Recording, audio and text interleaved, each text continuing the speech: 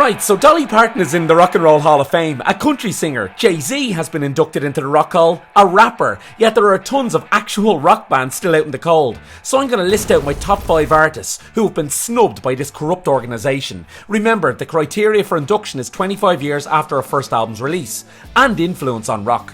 At 5, it's Foreigner, a band who could rock out and slow down, a band with one of the best vocalists of all time in Lou Gramm, a band who have one of the biggest ballads ever, yet here we are, snubbed. Remember though, Eminem is in the Rock Hall.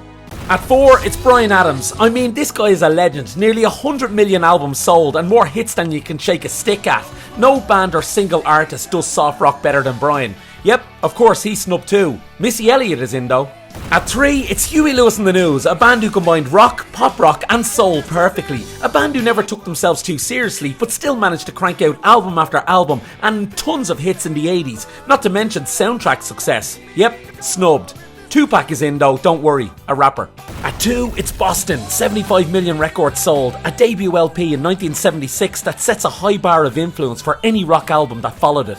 Snubbed. I'll remind you though, Dolly Parton is in. At number 1 for me, it's Thin Lizzy, a frontman like no other before or since with Phil Lynott. A genius guitarist like Gary Moore who could play anything you want. When you talk influence, Thin Lizzy exude influence. Yet here we are, another rock band snubbed. The Rock Hall is dead, it's not a rock hall at all anymore. It's not fit for purpose, it should be replaced.